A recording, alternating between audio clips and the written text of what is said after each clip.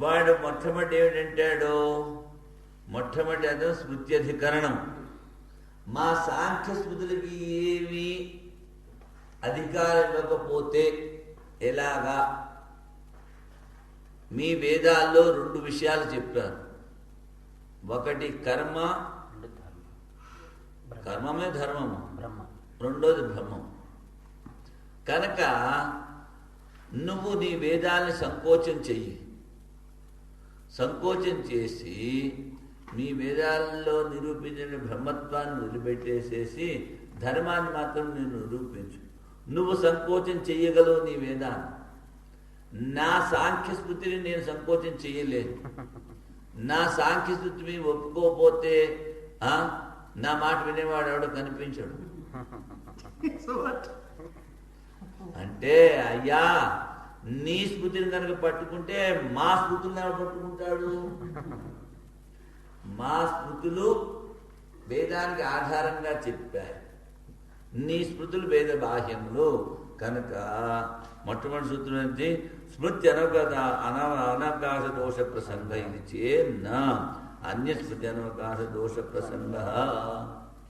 ఈశ్వరవాదం చెప్పేటువంటి, ఈశ్వరుడు సృష్టికర్త అని చెప్పేటువంటి స్మృతులకు అనవకాశం వస్తుంది నీ స్మృతిని కనుక స్వీకరించినట్లయితే. అందుకని నీ స్మృతులను మేము స్వీకరించము. ఒకటి. ఇతరేషాం చ అనుపలబ్ధే. తర్వాత నీ స్మృతిలో చెప్పినటువంటి మహదాదులు, తర్వాత ప్రకృతి సృష్టి చేస్తోంది అనేటువంటి వాక్యాలు మా వేదాల్లో ఎక్కడా లేవు. భూతములు, ఇంద్రియములు, లోకములు వేదములలో ప్రసిద్ధము కాదు. భూతాల్లోనూ ప్రసిద్ధం కాదు, ఇంద్రియాలు ప్రసిద్ధం కాదు నువ్వు చెప్పేటట్టు. లోకంలో వేదంలో కూడా నీ స్మృతి ప్రసిద్ధం కాదు. దాని తర్వాత యోగ ప్రత్యుజ్జితకరణం. ఈ యోగంలో వాళ్ళు ఏదైతే చెప్పారో అందులో అష్టాంగ యోగాలను మేము స్వీకరిస్తాం. కానీ వాడు ఆ సాంఖ్యుడితో కూడి వాడిని ఫ్రెండ్షిప్ చేసుకుని వాడిలాగే వీడు స్వప్రధాన కారణము అని చెప్పినట్లయితే ఆ అంశాన్ని మేము ఒప్పుకోం. తరువాత అనీశ్వరవాదులు కొంతమంది ఉన్నారు యోగులు. అందుకని ఇంకా ఏమిటి, జీవుడు అనేకులు అంటారు. వాడు మేమనేది జీవుడు బ్రహ్మం ఒకటే. కనుక ఇక్కడ అనేకత్వం లేదు. అనేకత్వము భ్రాంతిత్వం, కల్పితం. కనుక మీ యోగాన్ని కూడా మేము ఒప్పుకునేది లేదు. ఏతేన యోగ ప్రత్యుక్త అంటే ఇక్కడ ఏ తర్కాలైతే సాంఖ్యానికి ఖండించడానికి, సాంఖ్యమతాన్ని ఖండించడానికి ఉపయోగించామో అవే ఇక్కడ కూడా చెప్పుకోవాలి. ఏమంటే శృతి విరోధము, అప్రధానము, ఇలాంటివన్నీ. తర్వాత విలక్షణత్వాధికరణం. విలక్షణత్వాధికరణంలో పూర్వపక్షి ఏమిటంటాడు? కార్యము కారణము సమానముగా ఉండాలి, లేకపోతే కారణము కార్యము సమానంగా ఉండాలి. ఈ విధంగా కార్యంలో ఉన్నటువంటి గుణాలు, కారణంలో ఉన్నటువంటి గుణాలు కార్యంలోకి వస్తూ ఉంటాయి. అదే విధంగా లోకంలో కనిపిస్తోంది. మరి నీ అచేతనమైనటువంటి పరబ్రహ్మము అందులో కారణంలో ఉన్నటువంటి గుణాలు కార్యంలోకి రావట్లేదు. ఎలాగరా బాబు అంటే కారణము చైతన్యము, కార్యము జడము. అప్పుడు ఆయన దృష్టాంతం ఇచ్చారు. ఏ విధంగా అయితే పేడ పెరుగు కలిపి కనుక పెట్టినట్లయితే తేళ్లు పుడతాయిట. అంటే జడం నుంచి చైతన్యం. అదేవిధంగా చైతన్యం నుంచి జడం చెప్పడానికి మనిషిన్న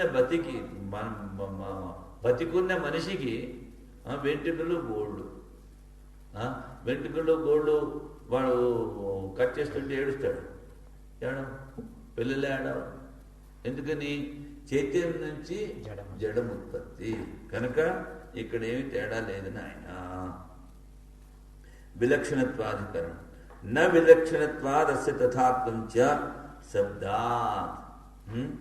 కార్యము కారణము, కారణము కార్యము విలక్షణము అని చెప్పినట్లయితే అది కాదు. ఎందుకని?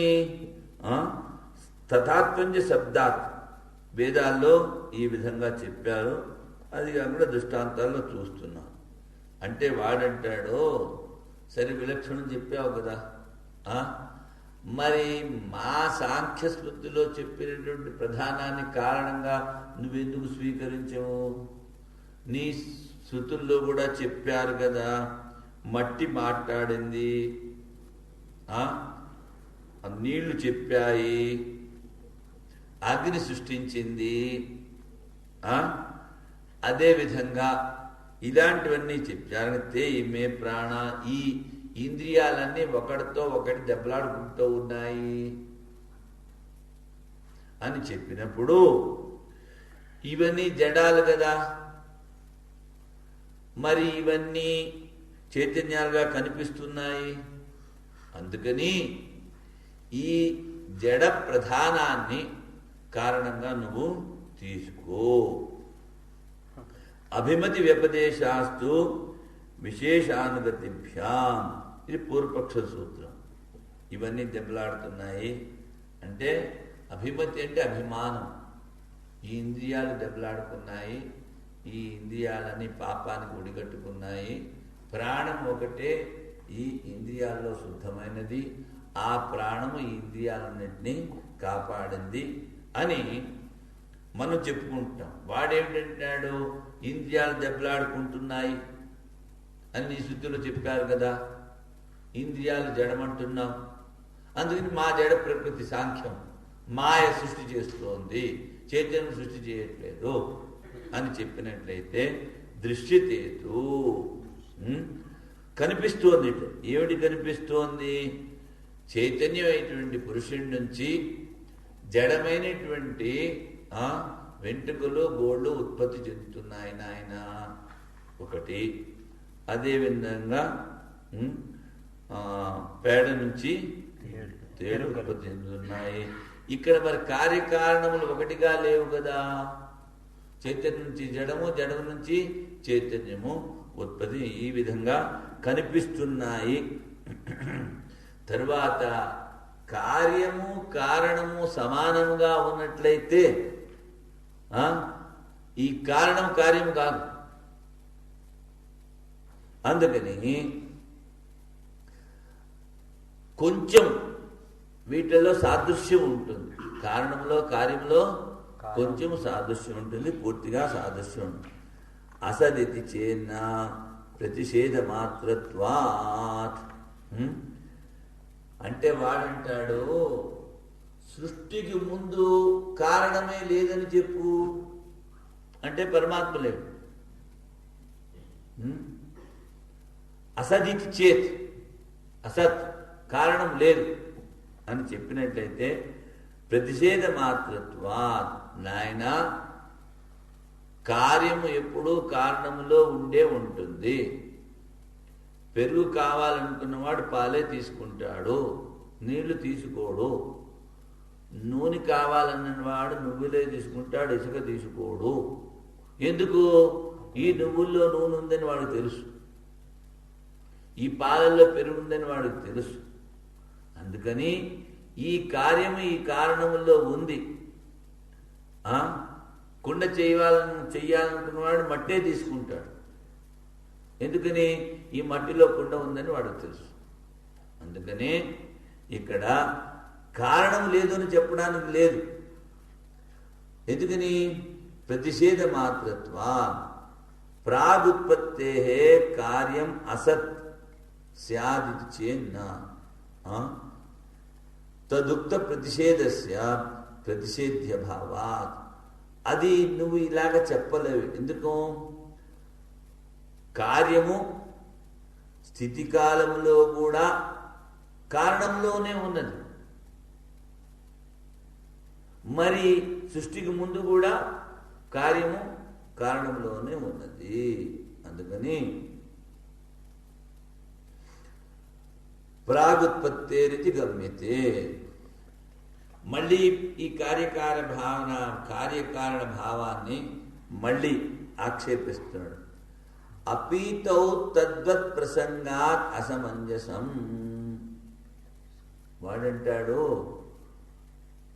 సంహారము లయము,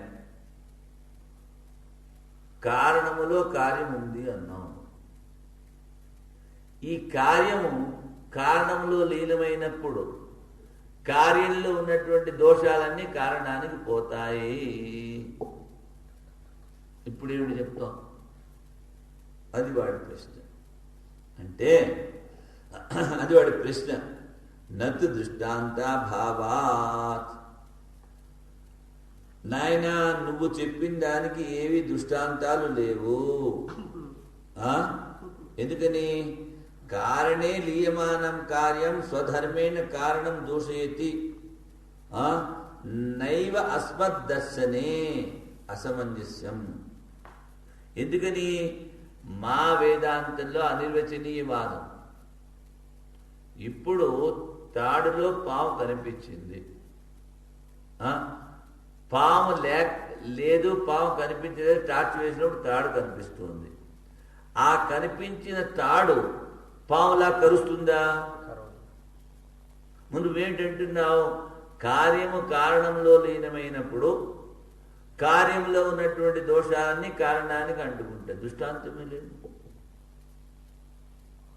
కనుక దృష్టాంతాభావం. తరువాత బంగారంతో ఆభరణాలు చేస్తారు.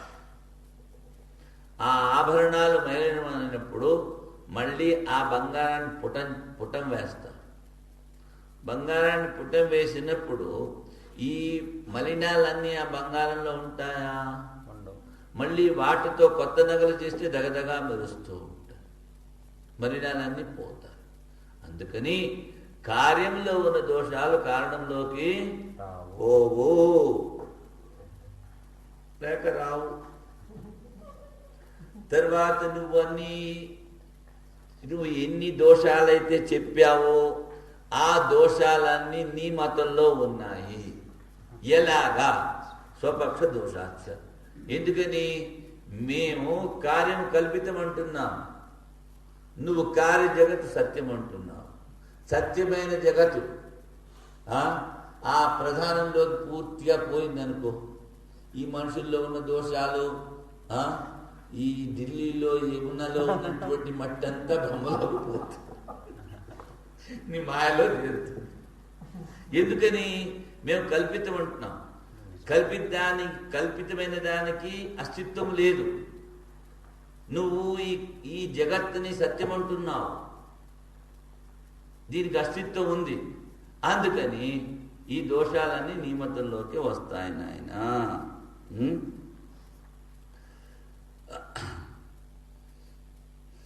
తరువాత నువ్వేమిటంటావు? శబ్దస్పర్శ రూప గంధాలు గుణాలు ఏమీ లేవు అంటున్నావు. మరి జగత్తులో ఇవన్నీ ఉన్నాయి కదా, ఇవన్నీ నీ కార్యమైనటువంటి ఇవన్నీ నీ కారణ ప్రధానంలో చేరినట్లయితే ఏమిటవుతుంది? దాని గతేం కాను. కనుక మా దాంట్లో ఏమి దోషాలు లేవు నాయనా, అన్నీ నీ మతంలోనే దోషాలు ఉన్నాయి. తర్వాత తర్కా ప్రతిష్టానాదపి అన్యథ అనుమేమితి చేత్ ఏమపి నిర్మోక్ష ప్రసంగ. తర్వాత ఇప్పుడు సాంఖ్యమతం, ఇది వేద సమ్మతం కాదు, వేద బాహ్యం. అదేవిధంగా తార్కిక మతం, హేతువాదం వేద బాహ్యం కదా. అందుకని ఏం చెప్తారు? తర్క ప్రతిష్టాన. నువ్వు బుద్ధి ద్వారా ఒక వస్తువుని నిర్ణయించాం. నీకన్నా బుద్ధిమంతుడు వచ్చి ఇది సరికాదు అంటాడు. మరి నువ్వు చేసిన తర్కం ఏమిటైనట్లు పోయి. అందుకని తర్కానికి ప్రతిష్ఠ లేదు. రాముల వారి దృష్టాంతం 2-3 సార్లు చెప్తాను, మీకు బాగా వంట పట్టింది, మళ్ళీ మళ్ళీ చెప్పక్కర్లేదు. తర్కా ప్రతిష్టాన.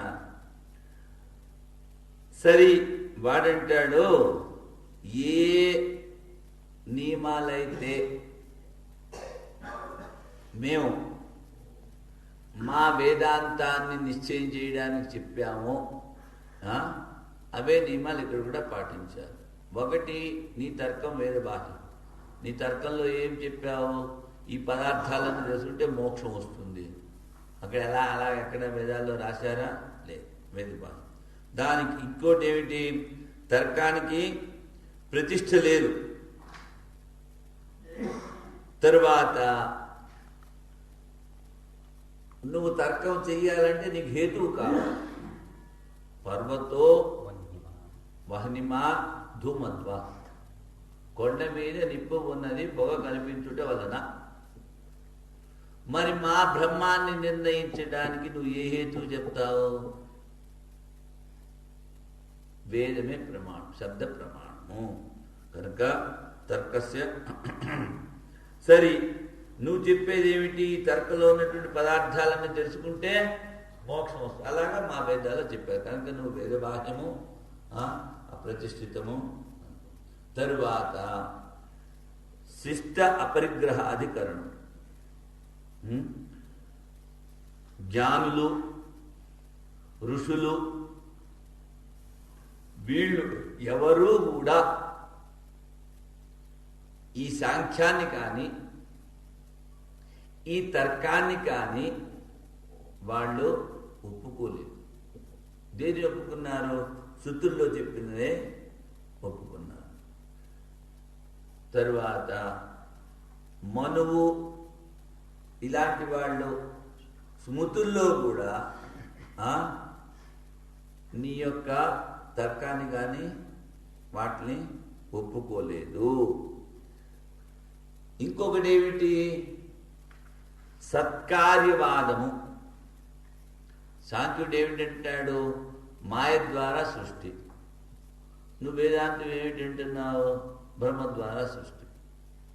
అంటే కారణాన్ని సృష్టికి ముందు నువ్వు ఒప్పుకుంటున్నావు, మేము ఒప్పుకుంటున్నాం.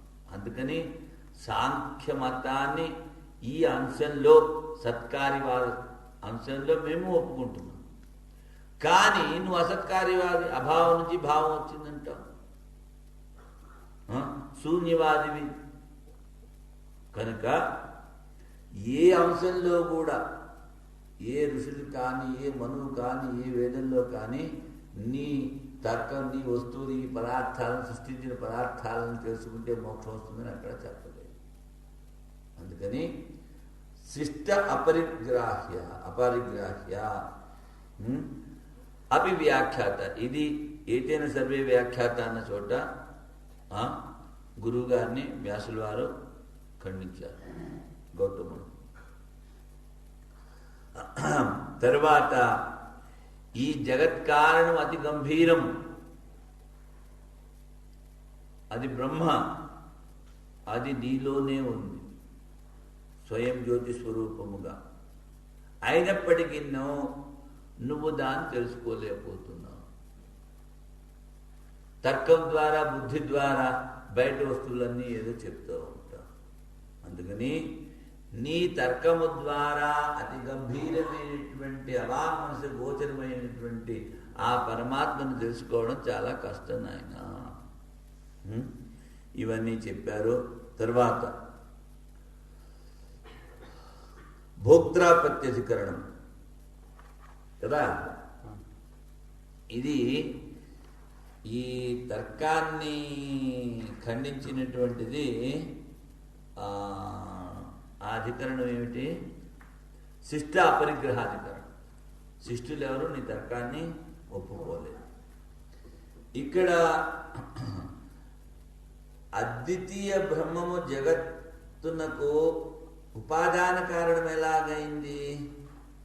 ఉపాదాన కారణాన్ని స్వీకరించినట్లయితే భోక్త భోగ్యము అనేటువంటి విభాగం వస్తుంది కదా అన్నది పూర్వపక్షి వేసిన ప్రశ్న. దానికి సిద్ధాంతం అంటున్నాడు, ఏ విధంగా అయితే సముద్రము తరంగము, సముద్రానివే తరంగము, సముద్రములోనే తరంగములు, కానీ సముద్రమునకు తరంగములు, తరంగములకు సముద్రము కాదు. విభాగము కల్పితం. సముద్రంలో తరంగాలు ఉన్నప్పటికీ నువ్వు తరంగాలను పట్టుకుని నువ్వు సముద్రం ఎలాగంటావు? అదేవిధంగా ఆ పరమాత్మ యొక్క ఒక అంశములో ఈ జగత్తంతా సృష్టించబడింది ఒకటి. ఇంకొకటి ఏమిటి? ఇది భోక్త భోగ్యము అన్నది కల్పితం. భోక్త భోగ్యం అన్నది కల్పితం. ఎందుకంటే జీవో బ్రహ్మైవ నాపరః, అహం బ్రహ్మాస్మి, అయమాత్మా బ్రహ్మ అన్నప్పుడు నువ్వు ఎంతసేపు ఏదైతే అసత్యమో మిథ్యో దాన్ని పట్టుకుని వాడు భోక్త వీడు భోగ్యము అని నువ్వు వెళ్లాడుతూ ఉంటే అది సరికాదు నాయన. యస్య నాహం కృతో భావో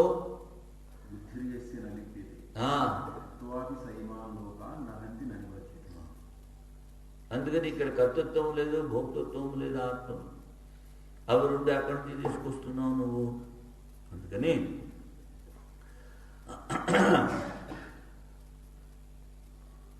ఇది విభాగము ఉంది. ఎలాగా?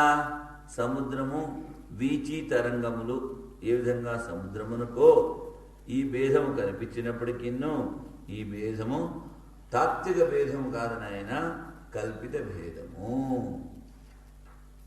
తరువాత ఆరంభనాధికరణం కదా. ఇందులో పూర్వపక్షి అంటాడు, ఏ విధంగా అయితే సముద్రానికి తరంగాలు అని చెప్పాను కదా, ఇక్కడ ప్రత్యక్షముగా భేదం కనిపిస్తోంది కదా. భేదాభేదం, భేదము అభేదం. సముద్రానివే తరంగంలో ఉన్నప్పుడు అభేదం, తరంగములు వేరే ఉన్నప్పుడు భేదం. భేదాభేదం ప్రత్యక్షంగా కనిపిస్తోంది. అలాగే ఈ అద్వైత బ్రహ్మలో తాత్విక భేదం ఉండి తీరాలి. మళ్ళీ ప్రశ్న, శృతి ద్వారా, వేదము ద్వారా, యుక్తుల ద్వారా ఇదంతా వ్యవహారము బాధితమవుతోంది నాయన. తర్వాత ఈ సృష్టించబడినటువంటి ప్రపంచము అధిష్టానమైనటువంటి పరమాత్మ కన్నా వేరు కాదు. గీతలో ఆ శ్లోకం నాకు గుర్తులేదు. నేను అందరిలోనూ ఉన్నాను, నాలో ఎవరు లేరంటాడు. నచమస్థాని భూతాన్ని నచాహం తేషవస్థిత మస్తాని సర్వభూతాన్ని. నాలో అన్నీ ఉన్నాయి, నేను అందరిలో ఉన్నాను, నాలో ఏమీ లేదంటాడు. ఇదేంటా అంటే ఇక్కడ వివర్తవాదాన్ని చెప్పాడు. ఎక్కడైతే తాడుందో అక్కడే పాము ఉంది, తాడు లేని చోట పాము లేదు. కనిపించే పాములో తాడు లేదు. అందుకని ఈ కనిపిస్తున్న భూతాలలో నేను లేను. అన్నీ నాలో ఉన్నప్పటికీ ఈ భూతాల్లో వీటిల్లో నేను లేను అని చెప్తాడు. ఇక్కడ ఆరంభనాధికరణము ఈ వ్యావహారిక భేదమే కానీ తాత్విక భేదము లేదు అని చెప్పారు. దీనికి సూత్రాలు తదనన్యత్వం ఆరంభణ శబ్దాదిభ్య అంటే కార్యము కారణము కన్నా అభిన్నము. ఎందుకని? ఆరంభణ శబ్దాదిభ్య యథా సోమి ఏకేన ముత్పేణ సర్వం ఉన్మయం అని చెప్పారు. తర్వాత ఐతదాత్మ్యమిదం సర్వం తత్సత్యం తత్సత్యం స ఆత్మ తత్వమసి శ్వేతకేతు. అంటే ఇక్కడ తద్ అనన్యత్వం, అనన్యత్వం ఏది? ఏదైతే సృష్టించబడిందో అది పరమాత్మ కన్నా భిన్నము కాదు. ఐతదాత్మ్యమిదం సర్వం, ఇదంతా ఆత్మస్వరూపమే. తత్సత్యం, అదే సత్యం. స ఆత్మ, అదే చైతన్య స్వరూపం. తత్వమసి, నువ్వు అదే అని చెప్పినప్పుడు ఇక్కడ ఏ విధమైనటువంటి భేదం లేదు. ఆత్మ ఒకటే ఆత్మ అందులోనూ ఉంది అన్నది అందరికీ తెలిసిందే. వృక్షములో శాఖలు అవన్నీ భేదమైనప్పటికీ ఒకటిగా చూస్తే అది వృక్షమే. అందుకని ఏ విధంగా అయితే కారణము సత్యము అని నువ్వు నిశ్చయం చేశావు వేదాల ద్వారా, అదేవిధంగా సంపూర్ణ జగత్తు అనృతము అని కూడా నీకు వేదాలే చెప్తాను. అన్యదార్థం తుచ్చం నస్వరం వినాశి, అనిత్యమనస్కం లోకం ఇమం ప్రాప్య భజస్వమ, దుఃఖాలయం ఏ శాస్త్రమైనా వచ్చి చెప్పిందా నీకు? ఈ ప్రపంచమే సత్యం, పొద్దు నుంచి సాయంకాలం వరకు దీని వెనకాల పొడవని ఏ శాస్త్రం చెప్పలేదు. అందుకని రెండు నువ్వు నిశ్చయం చేసుకో. ఒకటి జగత్ కారణత్వం సత్యము, ఈ కారణము కన్నా కార్యము అభిన్నము. ఈ కనిపించేటువంటి జగత్తు కల్పితము, అనిత్యము. భావేచి ఉపలబ్ధే, మట్టి ఉంటే కుండ కనిపిస్తుంది, మట్టి లేకపోతే కుండ కనిపించదు. అందుకని కారణము కన్నా కార్యము వ్యతిరేకం కాదు, అయినా. అందుకని బ్రహ్మ అనన్యత్వము కారణం. సత్వాచ్య అవరస్య, అవరస్యము అంటే నికృష్టము, కార్యబ్రహ్మము, కార్యము అని చెప్పచ్చు. సదేవ సోమిదమగ్రే ఆసీత్ అని చెప్పినప్పుడు ఆ సత్ పరమాత్మ ఒకడే ఉన్నాడు. అది కారణం ఉంది అని వినిపిస్తోంది. మరి ఇదం జగత్ నామరూపాభ్యాం వ్యాకృతం ఇదం జగత్ కారణరూపేణ సృష్టే ప్రాగ్ ఆసీత్. కార్యరూపంలో వచ్చిందంటే ఏమిటి? నామరూపాలు. నామరూపాలు ఊరికే నోటితో చెప్పడానికి. నామరూపాలు తీసేయండి, వస్తువులో ఉన్నది అధిష్టానం పరమాత్మే. అస్థి, భాతి, ప్రియం, ఇవి ప్రతి దాంట్లో ఉన్నాయి. నామరూపాలు మారుతూ ఉంటాయి. మారుతున్నది నిత్యం కాదు. ఈ changing thing is ever permanent. మరి అందుకని సత్వాచ అవరస్య, అవరస్య నికృష్ట ప్రపంచస్య సృష్టి ప్రాక్ కారణరూపేణ స్థితస్య. కనుక ఈ నామరూపాత్మకమైనటువంటి జగత్తు ఆ కారణంలోనే ఉంది నాయన. అసద్వ్యపదేశాత్ ఇది చేన్న ధర్మాంతరేణ వాక్యశేష. వాడంటాడు అసద్వాదమగ్ర ఆసీతని వేదంలో చెప్పారు. అసదేవ ఇదమగ్రే ఆసీత్ అంటే అవ్యక్తమైనటువంటి నామరూపాలని అసత్యం చెప్పారే కానీ నాయన ఆ బ్రహ్మాన్ని అసత్యం చెప్పలేదు. ఎందుకని కథం అసదా సదజాయతే, ఏమీ లేనిటువంటి శూన్యాన్ని నుంచి ఇదంతా ఎలాగొచ్చింది అని అడిగినప్పుడు ఏదో ఉండి తీరాలి కదా. ఆ తర్వాత ఆఖరిలో ఈ ప్రసంగంలో తత్ తత్ సత్ ఆసీత్, అది సత్రూపంలోనే ఉందని చెప్పారు కనుక ఇక్కడ ధర్మాంతరైన వాక్యశేషాలు. ధర్మాంతరం అంటే ఇక్కడ చెప్పినవన్నా నామరూపాలు లేనటువంటి స్థితిని అసత్ అన్నారు, లేక అవ్యక్తం ఉన్నారు. యుక్తే శబ్దాంతరాచ్య. యుక్తి యుక్తి ఏమిటి? మొదట్లో చెప్పుకున్నాము. ఏమిటి చెప్పాం? పాలు మన్ను బంగారం. పాలు మన్ను బంగారం. ఇది పెరుగు కావాలనుకున్నాడు పాలే తీసుకుంటాడు, కుండ కావాలనుకున్నాడు మట్టే తీసుకుంటాడు, నూనె కావాలనుకున్నవాడు నువ్వులే తీసుకుంటాడు. అందుకని యుక్తే శబ్దాంతరాక్ష. ఈ యుక్తుల ద్వారా ఏమిటి చెప్పాము? కారణ రూపమైనటువంటి పరమాత్మ సృష్టికి మొదటిలో ఉండి తీరాలి, లేకపోతే కార్యం సంభవించదు. మళ్ళీ అంటాడు పటవచ్చో. పటవచ్చ అంటే ఇది బట్టలాగా,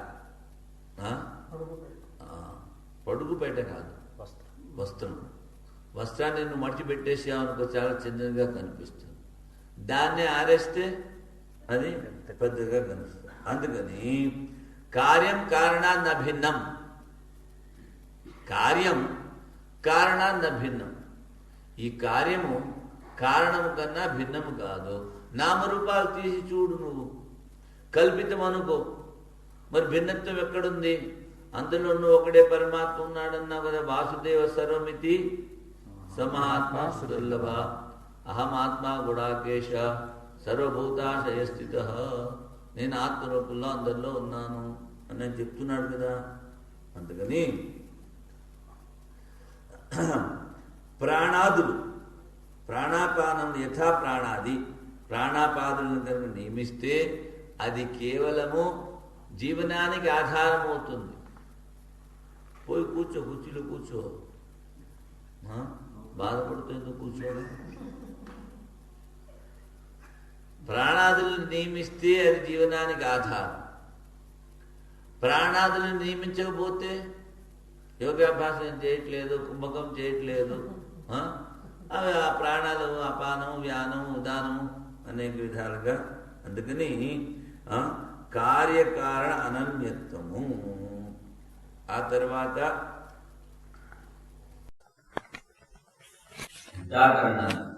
కదా. అందుకని ఈ జీవునికి అహితం చేయడము అది సరికాదు అంటారు.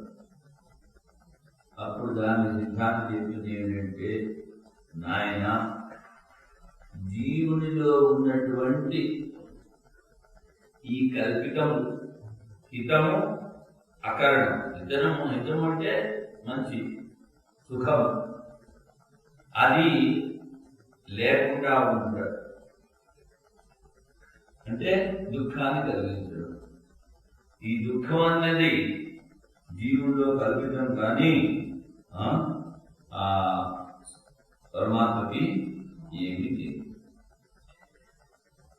ఇతర వ్యపదేశ మొదటి సూత్రం అంటే జీవస్య వ్యపదేశ సాత్మ తత్వమసి శ్వేతకేతో అన్నప్పుడు ఆ జీవుణ్ణి పరమాత్మ కన్నా భిన్నంగా చెప్పారు. మరి ఇక్కడ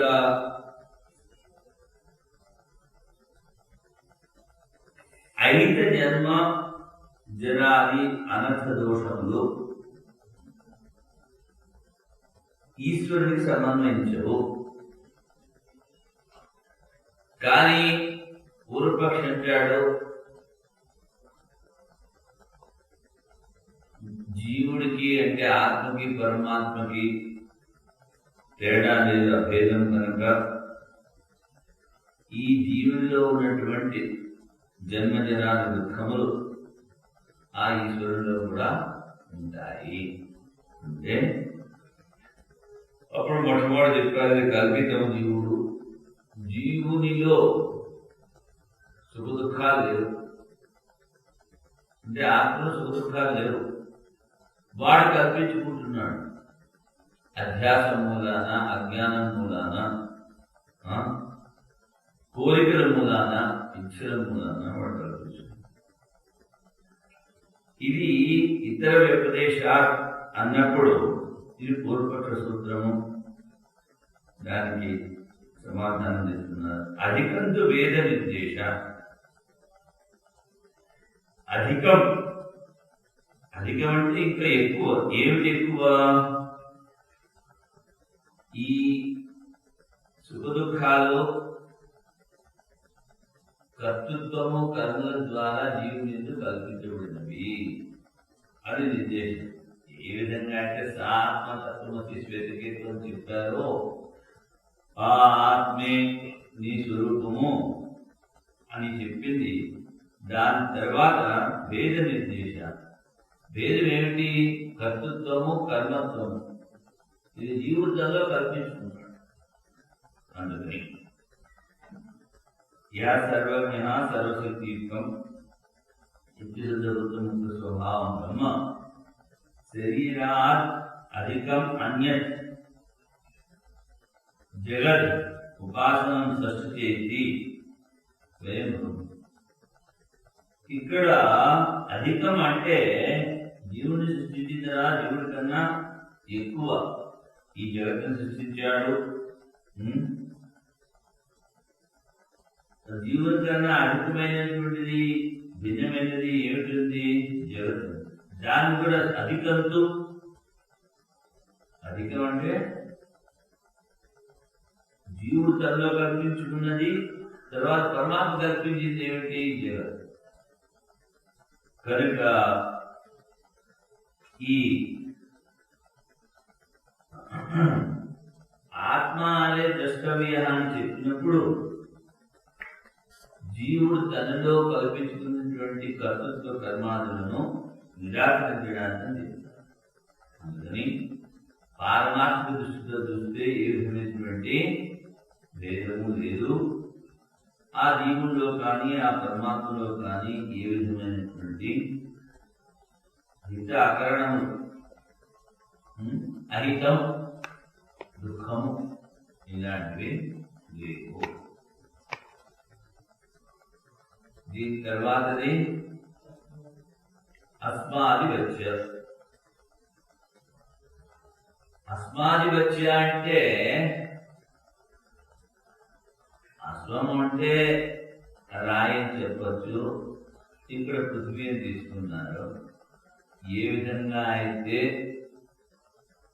పృథ్వీతత్వంలో ఉన్నటువంటి సామాన్య తత్వము అదే పరిసరాల ద్వారా,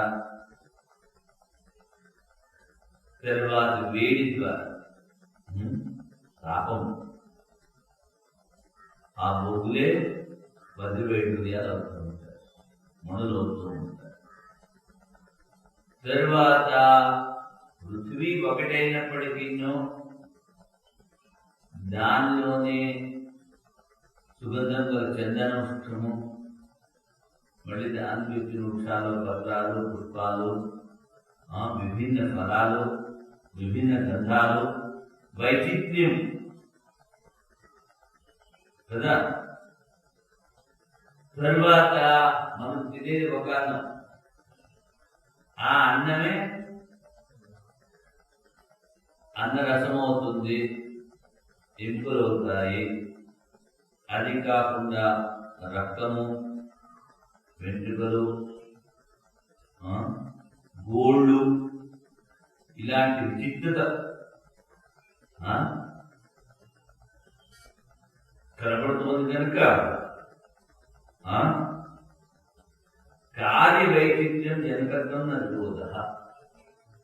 ఆ అధికం అక్కడ చెప్పాడు. ఏమిటి? ఆ పరమాత్మ తానే జీవుని శరీరంలో ప్రవేశించాడు. అంతకన్నా అధికమైనటువంటి విచిత్రమైనటువంటి జగత్తుని సృష్టించాడు. జగత్తుని సృష్టించాడు అంటే జగత్ ఆయనలో కల్పితం.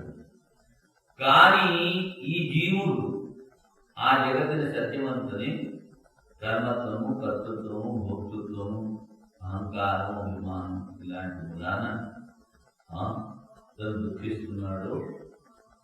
అసలు చెప్పాలంటే నువ్వు పరమాత్మలో దుఃఖం తీరుతుందన్నావే, జీవుల్లో కూడా దుఃఖం ఉంది. తర్వాత ఉపసంహార దర్శనాధికరణం కదా, ఉపసంహార దర్శనాధికరణము ఎక్కడ కనిపిస్తుందే. ఎన్నోది 158. 158 కాదు, అధికరణ నెంబర్ వచ్చి 8.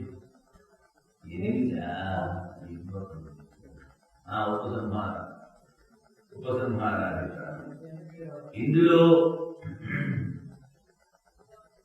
ఘటాన్ని చేసేవాడు కుమారి. వానికి అనేక సాధనాలు కావాలి. ఘటం చెయ్యాలి అంటే మట్టి, తర్వాత చక్రము, తాడు, ఆ చక్రాన్ని తిప్పడానికి కర్ర, నీళ్లు, తరువాత ఆ పొలం నుంచి వారి ఇంటి దాకా మట్టి తెచ్చుకోవడానికి గాడిద. ఈ గాడిదని ఏమిటి అంటారంటే, ఏమిటంటారు? కలము. సరే, అన్యథా సిద్ధము. అన్యథా సిద్ధము అంటే గాడి లేకపోయినా వాడు తల మీద తెచ్చుకోవచ్చు మట్టి. అందుకని ఈ కారణం ఉందే అది అన్యథా. అన్యథం అంటే దాని అవసరము లేదు. కనుక కుమ్మరికి ఇన్ని పరికరణాలు కావాలి. మరి ఏమి సహాయం లేదు నీ పరమాత్మకి? మరి జగత్తుగా ఉత్పత్తి చేస్తున్నాడు అంటే తత్వదృష్టితో చూస్తే అద్వైత బ్రహ్మ, కానీ వానికి సాకారి అవిద్య, మాయ. ఈ అవిద్య యొక్క శక్తి ద్వారా ఏ విధంగా అయితే ఇదంతా కనిపిస్తుందో దాని ద్వారా జగత్తంతా సృష్టించాడు. ఏ విధంగా అయితే పాలు వాటినంతటి అవే పెరుగవుతాయో అదే విధంగా ఆ పరమాత్మ అన్ని రకాల శరీరాల్లోని సృష్టించు ఉంటాడు. అందుకని నువ్వు సహకారం లేదు ఉన్నావే, అది సరికాదు. మా పరమాత్మకి సహకారము అవిద్య.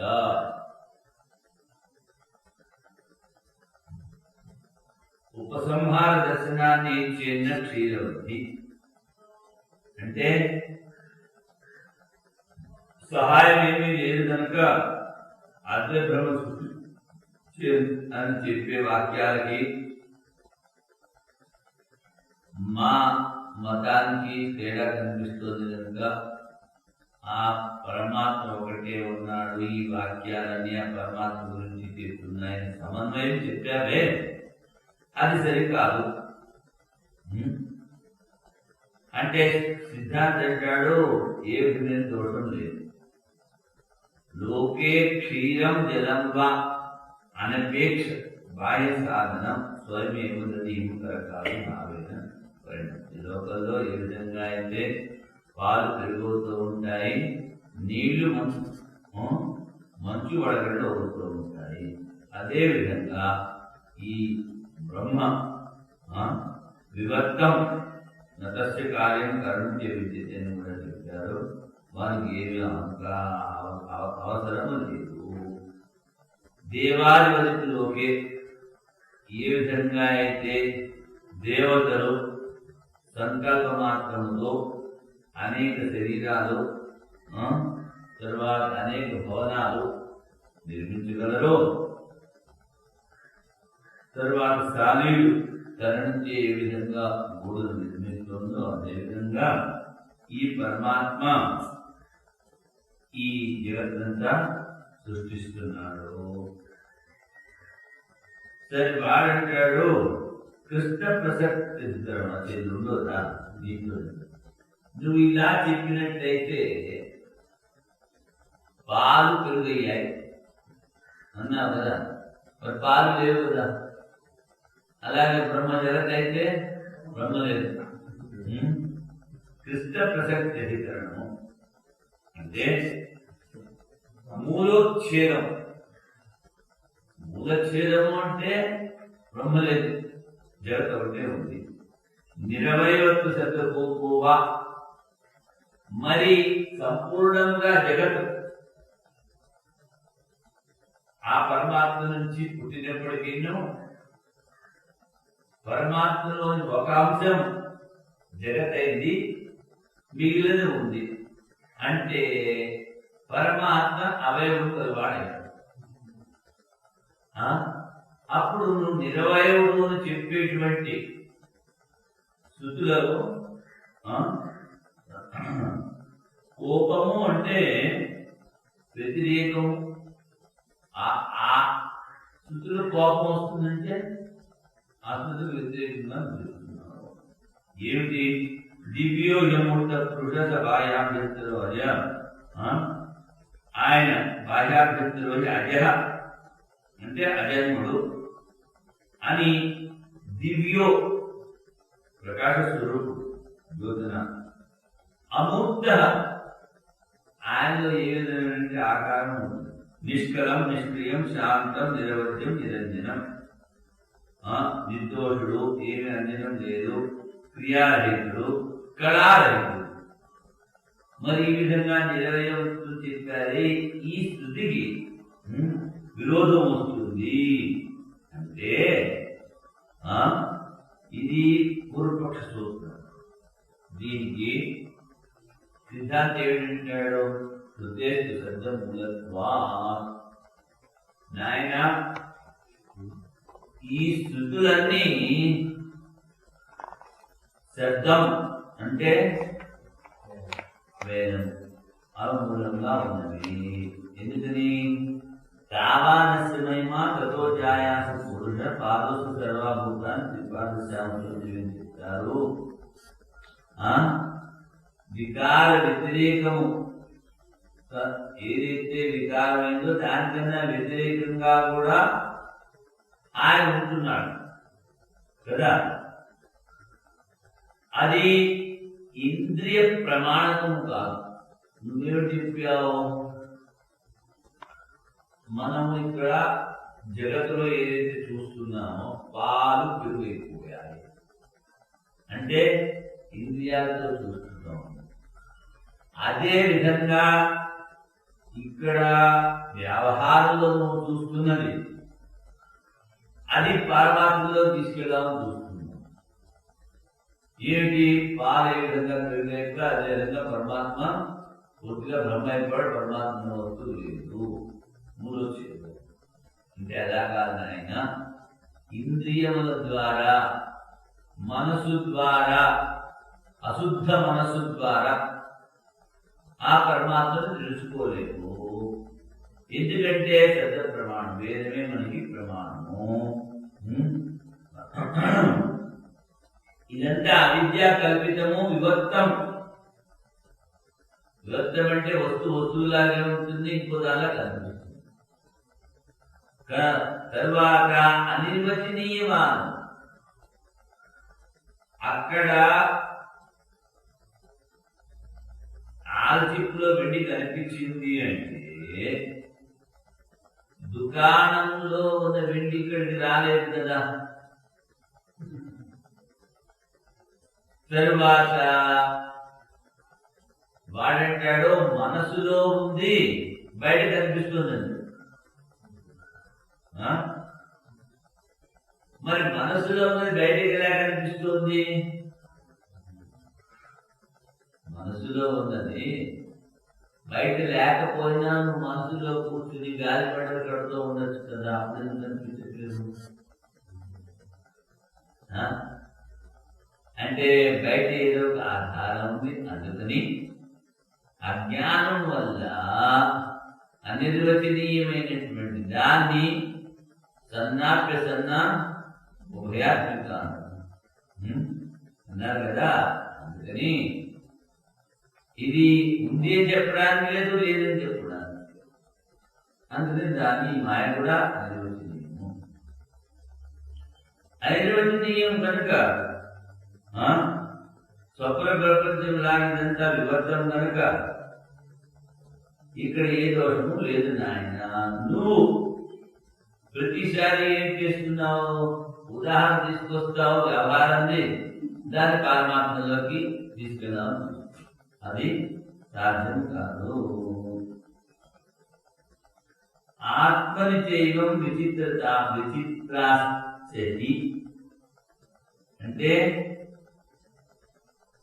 స్వప్నద్రష్ట తనుండే స్థితిలోనే ఉంటాడు. ఇంకా ఒకసారి ఎంతవరకు చూస్తాడంటే నేను మంచిగా పడుతున్నాను అది కూడా చూస్తాడు. దానికన్నా వ్యతిరేకంగా ఆకాశంలో కూర్చున్నాను, ఇలాంటివన్నీ చూస్తాడు. అందుకని నతత్వరథాః నరథయోగాః నపంథానః అని చెప్పి సర్వం సృష్టి అని వాడే సృష్టిస్తాడు. అదే విధంగా స్వరూప అనుపమద్వేనైవ తన స్వరూపాన్ని అలాగే ఉంచుకుంటాడు, కానీ స్వప్న సృష్టిని చూస్తూ ఉంటాడు. అదే విధంగా పరమాత్మ తన స్వరూపంలో తను ఉంటాడు, ఈ జగత్తంతా సరే. స్వపక్ష దోషాచ్యం నువ్వెన్నైతే చెప్పావో ఆ దోషాలు మా దాంట్లో లేవని ఇంతవరకు చెప్పావు. మరి ఈ దోషాలన్నీ మీ మధ్యలో పూర్తిగా ఉన్నాయి. ఎందుకంటే కృష్ణ ప్రసక్తి దోషం సంపూర్ణంగా ప్రధాన గుణాత్మకం ఉన్నాం. ఆ ప్రధాన జగత్తుని ప్రధానం ఎక్కడుంది? ఒకటి. రెండు, అనిత్యత్వం. అనిత్యత్వం అంటే 3 అవయవాలు ఉంది అన్నాం. అందులో అవయవాలు ఏదైతే ఉన్నాయో, అవయవాలు ఏదైతే ఉన్నాయో అది అనిత్యం. అందుకని అనిత్యత్వ ప్రసంగం. తరువాత నీ గురుభాయి ఉన్నాడు నయ్యాయి.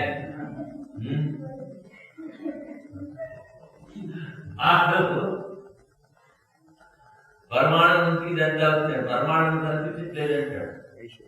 ఆ పరమాణులు అందులో శబ్దస్పర్శ రూపసగంధాలు లేవు,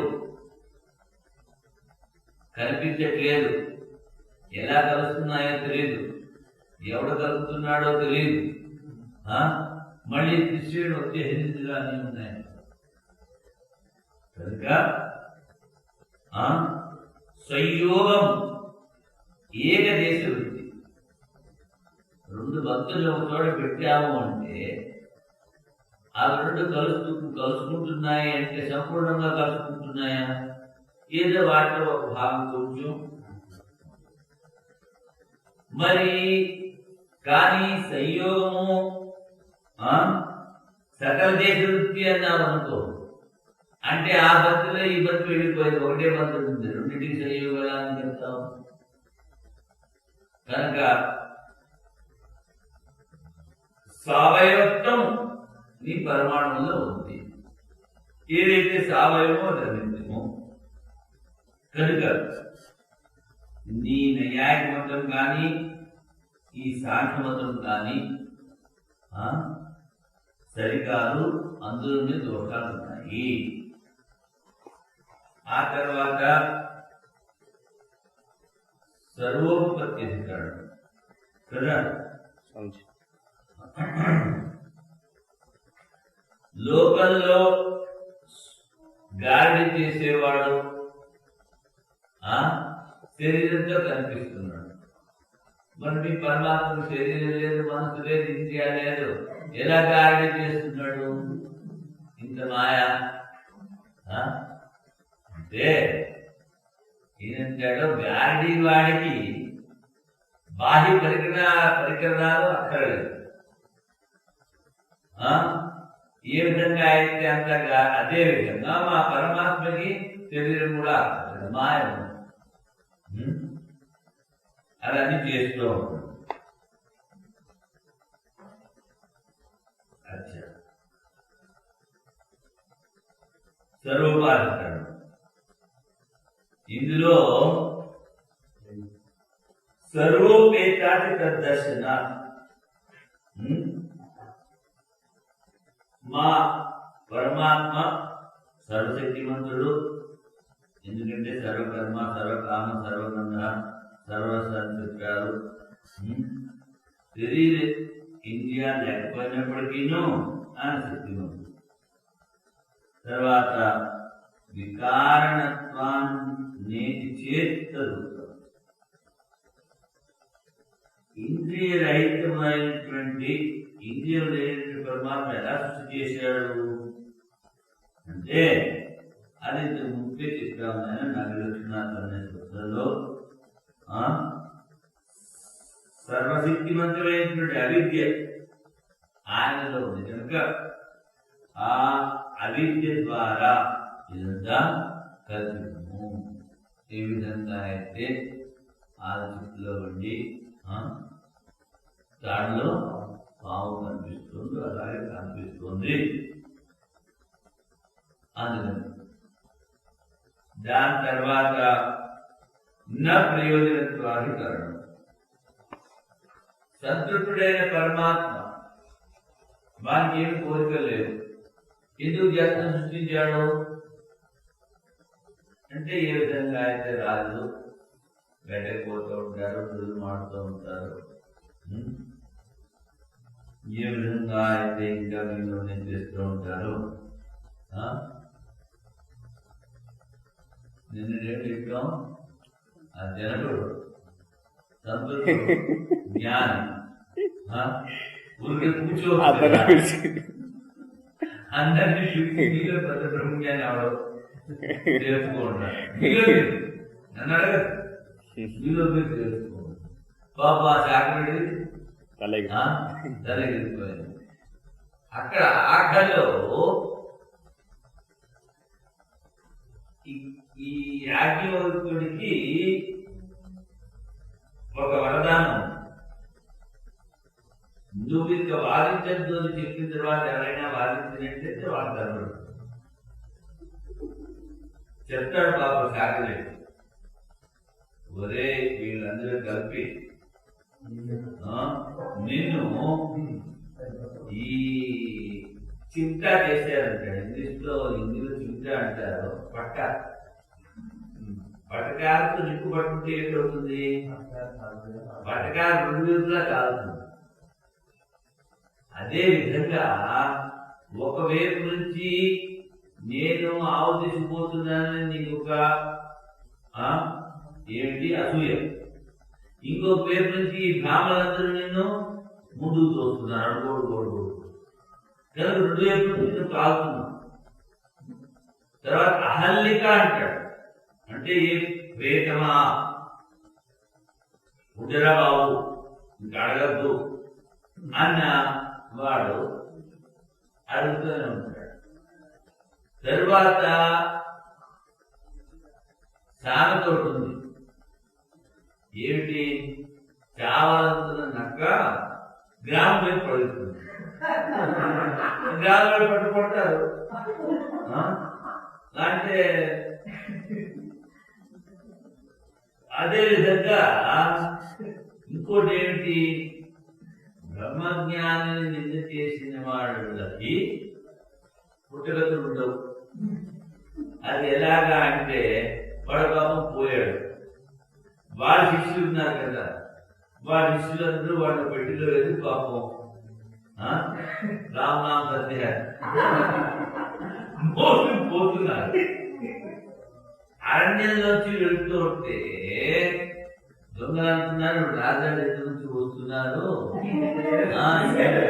డబ్బు ఉంది అనుకుని ఆ శిష్యులందరినీ చితకబారి ఆ పిట్టి కష్టపడుతుంది. పిట్టి చాలా బరువుగా ఉంది. పెట్టి తీసుకెళ్లి కొంత దూరం వెళ్ళి చూస్తే అందులో శవం. శవం అంటే ఇప్పుడు వాళ్ళు ఏం చేస్తారు, ఆ శవాన్ని కాస్త అక్కడ పడితే కుక్కలు నవ్వుతుంది. అంటే ఏంటి, ఎవరైతే బ్రహ్మజ్ఞానాన్ని విధిస్తారో వారి సంస్కారం కూడా. అందుకని ఇక్కడ ఆ జనకుడు ఏ విధంగా చేశాడు అలాగే పరమాత్మానికి పనిపాటు ఏమి లోకవత్తులు ఇలా కైవల్యం అని ఊరికే చెప్పారు. కానీ ఇక్కడ ప్రయోజనం ఉంది. ప్రయోజనం ఏంటి, జీవులు వాళ్ళ కర్మాన్ని వాళ్ళ ఫలితాన్ని ఎప్పుడు ఏ కర్మ ఫలితం ఇస్తుందని వాళ్ళకి తెలియదు కనుక ఆయన ప్రయోజనం. ఇది ప్రయోజనకారకరము. ప్రపంచ విరతినే ప్రయోజనాభావ న పరమేశ్వరస్య స్వీయ ప్రయోజనం కలుగుతాం. అంటే లోకవత్తు ఇలా కైవల్యం అని చెప్తారు. తర్వాత వైషమ్య నైపుణ్య దోషం. ఈ సృష్టిని చేస్తాడు బాగానే ఉంది, మరి ఒకటేసారి అందరినీ సంహరిస్తున్నాడు కదా. కలజనై అంటే నీచులు క్రూరులు కూడా ఇలాంటి గణితమైనటువంటి నిందితమైనటువంటి పనిని చేయరు. అటువంటిది పరమాత్మ ఎందుకు చేస్తున్నాడు, వైషమ్య నిర్గుణ దోషం అవుతుంది. అందుకని ఇక్కడ ఏంటంటాడు, వైషమ్య నైపుణ్యే నా సాపేక్షత్వ తథా దర్శింది. ఇప్పుడు ఈ జగత్తును సృష్టిస్తున్నాడు, నిరపేక్షంగా సృష్టిస్తున్నాడా, ఏమన్నా అపేక్ష ఉందా ఆయన అంటే ఆయన ఏదైనా అపేక్షించి చేస్తున్నాడు అనుకో, ఆయనకు అపేక్ష ఉంది అంటే అనిశ్వరత ప్రసన్నం. నిరపేక్షము అనుకో, ఆయనకి ఏమి పని లేదు అంటే వైషమ్య దోషం. అందుకని ఈ దేవతల్ని చాలా సుఖవంతులుగా, తర్వాత నరకంలో ఉండేవాడిని దుఃఖితులుగా, పశువాదులు వీళ్ళని మనుషుల్ని సుఖ దుఃఖాలతో కూడుకున్నవాడుగా సృష్టిస్తున్నాడు. తర్వాత సంహరిస్తాడు అందరినీ ఒకటేసారి. అందుకని ఆయనలో అతి నిందితమైన అతి క్రూరు చేసేటువంటి పని ఆయన చేస్తున్నాడు.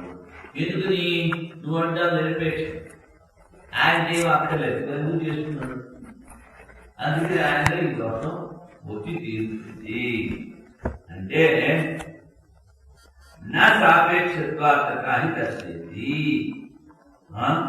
ప్రాణం లేదు పుణ్య పాపముల సాపేక్షంగా తీసుకుని ఆయన చేస్తాడు. ఆయనకే అక్కర్లేదు. కానీ మీరు చేసిన మర్చిపోతూ ఉంటారే. ఒక పెద్ద మనిషి ఇంకోటి ఫోన్ చేస్తుంది. ఫోన్ చేస్తుంటే అవతలవాడు అంటున్నాడు, నువ్వేం చెప్తున్నావో నాకు వినపడట్లేదు.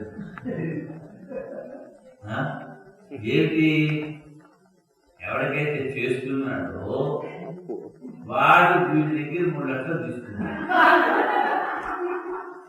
వాడు ఫోన్లో చెప్తుంటే అంటాడు, వాళ్ళు అంటాడు.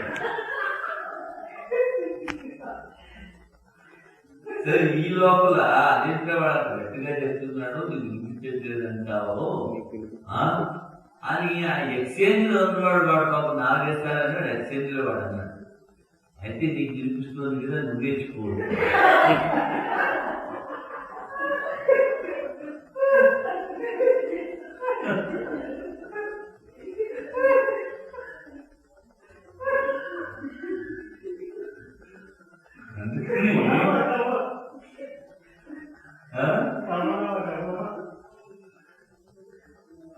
ఏంటి వాడు చేసి కూడా చేయలేదంటున్నాడు. ఇప్పుడు ఈశ్వరుడు అర్థం లేదనుకో, వీడు ఎలా ఏంటంటే ప్రతి జీవి నాకు లేదు, ఎప్పుడు ఇస్తున్నానో నాకు తెలియదు.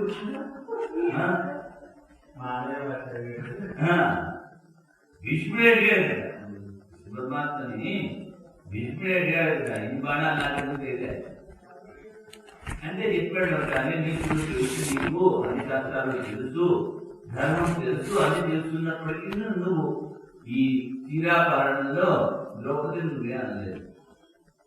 ఆ దోషముగా నీకు పాప ఆయన అనుకుంటారా అదృష్టం ఉంటుంది. ఎందుకంటే ఈ జన్మలో చేసిన పాపాన్ని ఈ జన్మలో అన్నారు. ఒక జన్మలో చేసినటువంటి కర్మ అనేక జన్మలకు అనుభవిస్తూ ఉంటాడు. ఒక చోట చెప్పానో లేదో మీకు తెలీదు, పెద్ద మనిషికి గుండెపోటు. గుండెపోటు అయితే అక్కడికి వెళ్ళాడు, ఇక్కడికి వెళ్ళాడు, డాక్టర్ దగ్గరికి వెళ్ళాడు. ఎవరిని అడిగినా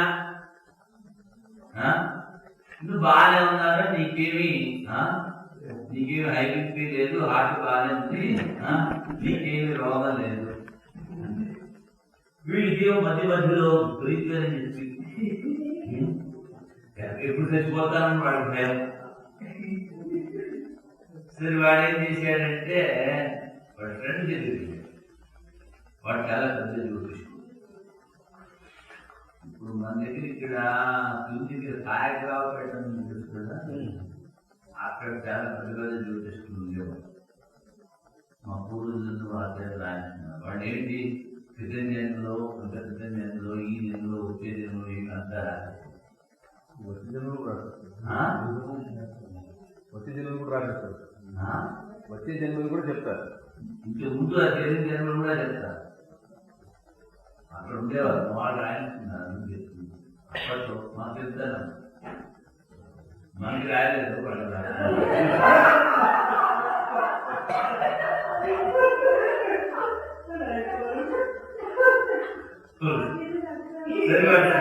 వెళ్ళేటప్పటికీ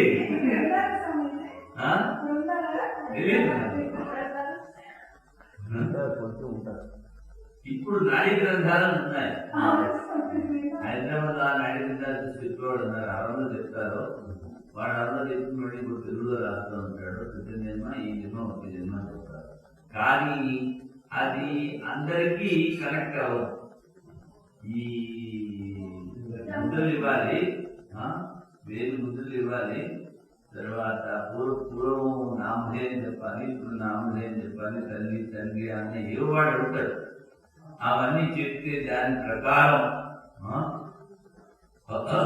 అవి దొరికినట్టయితే చెప్తారు, ఇలా చెప్తారు. డేట్ ఆఫ్ బర్త్ అన్ని సమంగా ఉన్నాయి. సరే వాడు ఫ్రెండ్ దగ్గరికి వెళ్ళాడు. వెళ్తే వాడేం చేశాడు, ఒక్కొక్క జన్మ వెనక్కి చూసుకుంటూ పోయాడు. 5 జన్మల క్రితం వీడు రాజాదంటే సైనికుడుగా ఉండేవాడు. ఎవడు వాడు ఏదో తప్పు చేశాడు. ఆ తప్పు చేస్తే రాజుగారు శిక్ష విధించాడు.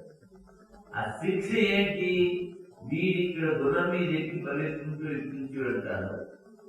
అటు నుంచి ఇంకొకడు గుర్రం ఎక్కి పరిగెత్తుకుంటూ వచ్చి ఈటే అలా ఈ విధిన వాడు ముందులో కూర్చోడు. అది శిక్ష. వీడంటాడు, అప్పుడు నువ్వు పడ్డ బాధ, ఆ సంస్కారం మధ్య మధ్యలో పైకి వస్తూ ఉంటుంది. ఆ సంస్కారం వచ్చినప్పుడు నీకు ఉండిపోతూ వస్తూ ఉంటుంది. అంటే ఏంటి, ఏ జన్మలో చేశాడు, 5 జన్మల క్రితంలో చేశాడు. అయినా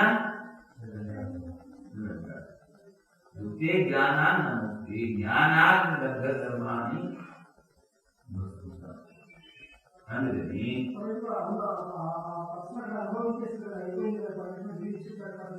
అదిగా కంటిన్యూ అవుతుంది. అదే కదా పరమాత్మ చెప్పింది.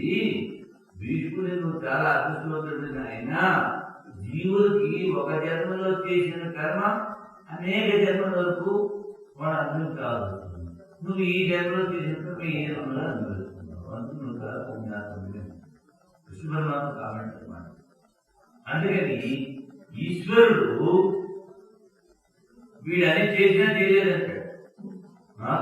పట్టబలు పట్టబలు. అందుకని ఆ పరమాత్మ రికార్డు చేసి వాడి కర్మపదాన్ని వాడికి ఇస్తూ ఉంటాడు. కనుక నాయన సాపేక్షత్వ ఆయనలో పరమాత్మలో వైషమ్యము నైపుణ్యము లేదు, విషమత లేదు, క్రూరత్వము లేదు, నిందినీ కర్మ ఆయన ఏం చేయట్లేదు. జీవుల యొక్క ధర్మాధర్మాలు పుణ్య పాపాలు కర్మలను తీసుకుని ఆయన చేస్తూ ఉంటాడు. సరే, ఎలాగైతే రాజు తన సేవ చేసేటువంటి వాడికి కావాల్సింది చూస్తాడు. అంటే ఏంటి? సేవ చేస్తున్నది సేవకుడు, కానీ ఈ సేవ యొక్క సంస్కారం ఎవరిలో పోతుంది? రాజు. వీడి మంచి చేశాడు, వీడికి ఏమైనా చేయాలి అని. అదేవిధంగా ప్రతి జీవుడు చేసినటువంటి కర్మ సంస్కారం ఈశ్వరులో ఉంది. ఈశ్వర సర్వభూతానం. అందుకని ఆయన ఆ కర్మలకు అనుగుణంగా ఫలితాలు ఇస్తూ ఉంటాడు. నా కర్మ విభాగాదిచ్చే నా దిత్వా. వీడంటాడు మొట్టమొదటి ఎలా కర్మ మొదలైంది? నైనా కర్మ నాది, ఇంకేమి సమాధానం లేదు. సరే, ఒకటేసారి మొదలు పెట్టారనుకో సృష్టి. అప్పుడు కృతహాని అకృతభ్యాగం అనేటువంటి దోషాలు వస్తాయి. ఎలాగంటే ఒకటేసారి సృష్టి చేసినప్పుడు ముక్త పురుషులందరికీ మళ్ళీ జన్మ కాదు. ఎవరైతే ఏ కర్మ చేయలేదో వాళ్ళకి ఆ ఫలితాన్ని ఇవ్వాల్సి వస్తుంది. అందుకని అనాది ఉపపద్యతే చాపి ఉపలభ్యతే. ఈ అకృత అభ్యాగము కృత విప్రాసము దోషం రాకుండా ఉండడానికి ఈ విధంగా చేశారు. అనాది ఎలా చెప్తున్నావు? సూర్య చంద్రమతో ధాత యథా పూర్వమకల్పయ. ఏ విధంగా పూర్వకల్పనలు ఉన్నాయో అదే విధంగా సృష్టించారు. ఈ జీవులందరూ కూడాను కర్మ చేస్తున్నారు. కర్మ పూర్తిగా అనుభవించలేదు. నా భూతం చేయతే కర్మ జన్మ కోటి సెత్తలేదు. అనుభవించకుండా కర్మ నాశనం కాదు, కేవలం జ్ఞానం ద్వారానే నశిస్తుంది. కనుక ప్రళయం అయిపోయింది అనుకోండి, ఈ జీవులందరూ ప్రకృతి లయం. ప్రకృతి లయం ఎక్కడ చెప్పారు? అనుకోవడంలో ఈశావాస్యం చెప్తారు. ఎవరైతే ఆ సంభూతి అసంభూతి, సమ్యక్ భవనం సంభవనం ప్రపంచం, నా సంభవతి అసంభవతి ప్రకృతి మాయ. ఆ మాయను ఎవరైతే ఉపాసిస్తారో వాళ్ళు ప్రకృతి లయంలోకి వెళుతారు అని చెప్తారు. మనం 6 గంటలు పడుకుంటే ఆనందంగా ఉంది, 6 సంవత్సరాలు పడుకుంటే నిద్రపోతే ఇంకా ఎక్కువ ఆనందంగా ఉంది. అదే విధంగా ఆ జీవుడు మళ్ళీ సృష్టి అయ్యేటప్పుడు నిద్రపోతూనే ఉంటాడు ప్రకృతి లయం. కానీ ప్రకృతి లయం మోక్షం కాదు. మళ్ళీ సృష్టి అవగానే వాడి కర్మని వాడు అనుభవించి తీరాలి. అందుకని ఈ కర్మలు అనుభవించకుండా, వీరి ఫలితాన్ని అనుభవించకుండా ఆ కర్మలు నశించవు. ఆ కర్మలు కల్పం మారినా మళ్ళీ వాడు ఆ కర్మలు అనుభవించాల్సింది. అందుకు జీవుడు అన్నారు. ఒకటి సూర్యచంద్రుడు దాత యథాపూర్వకంగా నరూపు మస్తిహ తత్వలభ్యతే నాంతోచారే గతి సంప్రదిష్ట. ఆయనకి రూపము లేదు, అంతము లేదు, అది లేదు. ఆయన అందరికీ ఆధారం, అందరికీ తండ్రి. ఆయనకి తండ్రి సర్వతంత్ర స్వతంత్రుడు, ఒక్కడే శాసకుడు, సర్వతంత్ర స్వతంత్రుడు. ఒకసారి చెప్పారు, ఏమిటి సర్వతంత్ర స్వతంత్రుడు ఎందుకన్నాము అంటే, ఆంజనేయ స్వామిని నేర్చుకున్నాము జ్ఞానినా అగ్రగణ్యం. మరి ఇంత పెద్ద జ్ఞానికి ముందు మోక్షం కాదు కదా, మళ్ళీ 200 రూపాయలు తీసుకుంటారు. 200 రూపాయలకి ఎంత వయస్సు పొందుతాం? 1000 యుగాలు అయితే ఒకటి మహాయుగాలు, మామూలు యుగాలు కూడా కాదు. అలా పొగలు రాత్రి 360 100 సంవత్సరాలు ఆయన అందులో ఉండి అన్ని కట్టిస్తూ ఎగురు వరకంటే వాడు చేయగలిగినందుకు ఆయనకి ఇచ్చాడు, ప్రతి వాడికి ఇస్తాడు. అది ఎద్దులు ఉంటాయే, ఒక ఎద్దు ఇంకొంటే లేవదు, దాన్ని వదిలిపెట్టేస్తారు, ఇంకా లాభం లేదని. ఇంకోటి ఉంది, పాపాలు పని చేస్తూ ఉంటుంది, దాన్ని మళ్ళీ కొడుతూ ఉంటారు. అందుకని ఎవడైతే పని చేస్తున్నాడో వాడికి డబ్బులు ఎక్కువ దొరుకుతుంది. అందుకని సేవాధర్మం చాలా కఠినము అని చెప్పారు. ఎవరు చెప్పారు? సేవాధర్మం చాలా కఠినం. ఎందుకంటే వాడు చేస్తున్నాడు, చేసిన వాడికి అందరూ పేర్లు పడతాడు. అలా చేయలేదు, ఇలా చేయలేదు, ఈ తప్పు చేసాడు, ఆ తప్పు చేసాడు, ఏదో చేస్తూ ఉంటాడు. అది ఎందుకంటే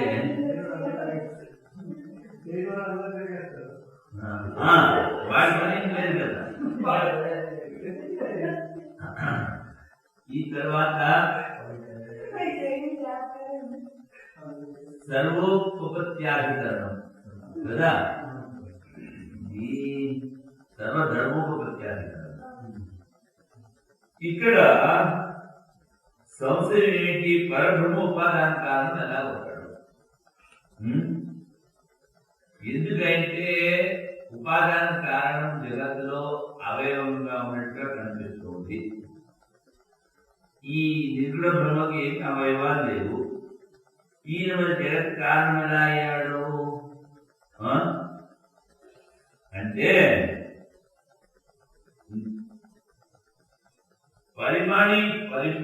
పరిణామ ఉపాదాన కారణం కాదు, వివర్త ఉపాదాన కారణం. పరిణామ ఉపాదాన కారణము మాయ, వివర్త ఉపాదాన కారణము. ఎలాగా అంటే తాడులాగే ఉంటుంది, మరి తాడు పాములా కనిపించేదిగా చేసేది ఏమిటి? అజ్ఞానం. అందుకని దాన్ని పరిణామి ఉపాదాన కారణం అన్నారు, బ్రహ్మము వివర్త ఉపాదాన కారణము అన్నాడు. అందుకని ఇక్కడ మాయ సహాయం వల్ల ఆయనని చేస్తూ ఉంటాడు. ఆయన ఏమీ అక్కర్లేదు. సర్వధర్మోపత్తిశ్చ, ఈ సర్వగీతాలు రెండు ఆ పరమాత్మలోనే ఉన్నాయి. ఎందుకని? బ్రహ్మ సంపూర్ణ జగత్తు కారణం కనుక ఆయన వివర్త ఉపాదాన కారణం. సర్వజ్ఞం సర్వశక్తి మహామాయం బ్రహ్మ అని చెప్పారు. ఈ విధంగా మనం ద్వితీయాధ్యాయం ప్రథమ పాదం కదా.